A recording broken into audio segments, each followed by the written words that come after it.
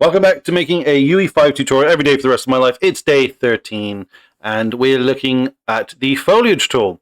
So we did the landscape tool yesterday. We're now going to kind of add to that with some extra fun tidbits.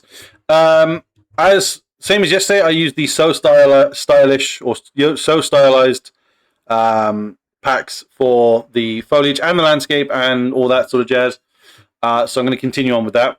But you can use any tree, any rocks, branches, yada yada yada, grass, any foliage type stuff that you want to use, you can use in this.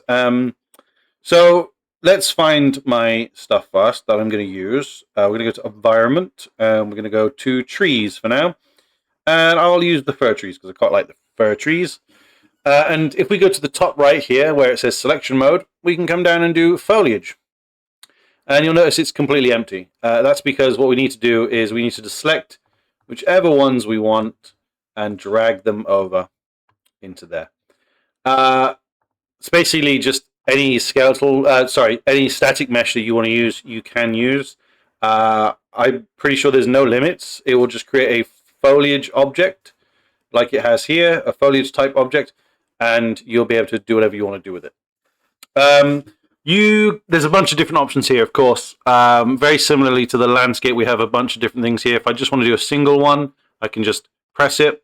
You want to be careful though, because in this instance, this single instance mode, if I leave it as all selected, it will paste every single item I have active in there. What we actually want to do is cycle through selected. So let's erase that now and try again. You can do 1, 2, 3, 4.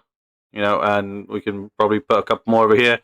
If you're doing much more kind of detailed scenes, you'll want to use the cycle through single option, because you don't want that randomness to kind of ruin your scene. You want to kind of get in close. Oh, that's probably a bit too close. Let's slow the wheel down. You want to get in close and kind of really get into the detail of things. You don't want to be just painting it. And you'll see the painted option in a moment.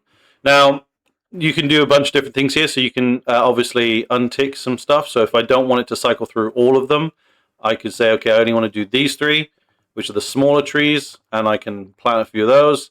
And then I can maybe untick those and say, okay, I want one of the slightly bigger ones now to kind of wrap around those, and you can do a bunch of different things.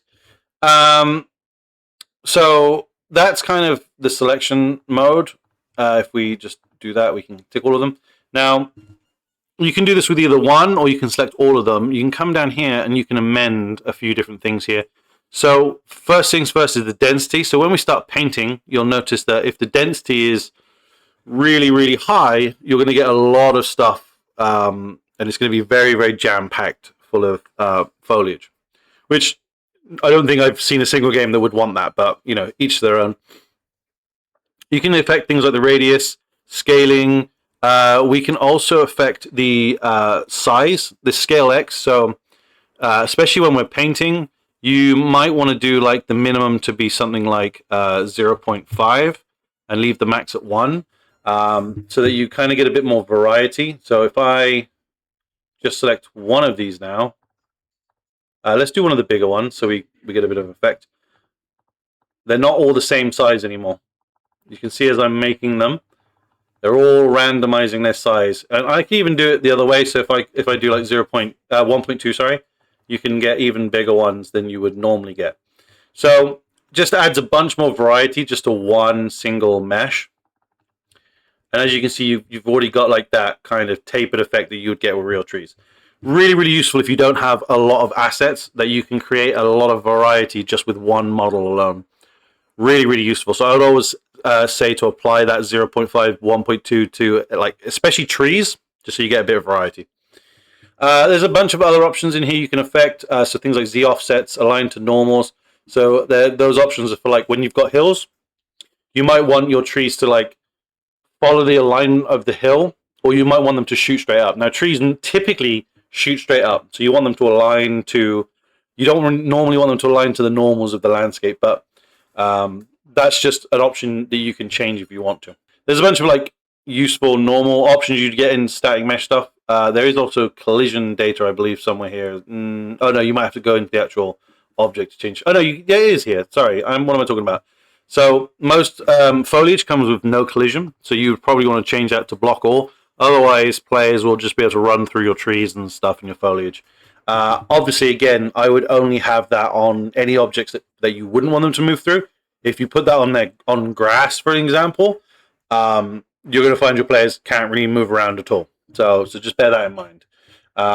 Try to make sure you only apply it to certain things. Don't apply it to all of your foliage. That would be crazy. Okay, so that's kind of like the basics. The other tools that we have available to us is that the main ones you're going to be using is paint. So we can set up our brush size. Now, if I click paint with a density of 0.5, you'll see that, oh my lord, that's a lot of trees. It was like 5,000 trees, which is crazy. So the quickest way to get a bit more of a thinned out paint is to set it to like 0.001. But that's where that density comes into place. Of changing it from 100 to down to something like maybe 1 would be better. But it depends on what you want to do and how quick you want to be able to sort of paint your landscape. Painting works an absolute treat, of course. But like I said, if you're creating like specific scenes, you might not want to just paint your landscape because you won't get much control over it. It's all random, and it can look a bit messy. But obviously, if you're making just large environments, you can see how already the terrain looks a lot more interesting with all this foliage that's been put down. So if we decide that we've made a mistake, we can use the erase tool to just kind of get rid of some of the stuff that we want. Reapply. So if you change any of the stats in here for any of your plants, you might want to just repaint over it with the reapply, and what that will do is it will fix and update it to the options we've changed down here. Things like aligning normals, collision will be a big win for that. So we can use the select tools to select stuff. Clicking remove will remove it from that. We can fill, I believe, but I don't think I've ever really used that. I think, again, that's more for like the selection tool. And you can move selected foliage and things like that. We can lasso as well, so if we just do that, we can select a bunch of different stuff, and then we can move them around and stuff and do whatever we want to do with it. So all very useful tools that's at our disposal. There's not too many. It's very straightforward, but obviously have a play around with it and see what you can get on with. I mean, you can even add, like, I've got fallen fir branches down here.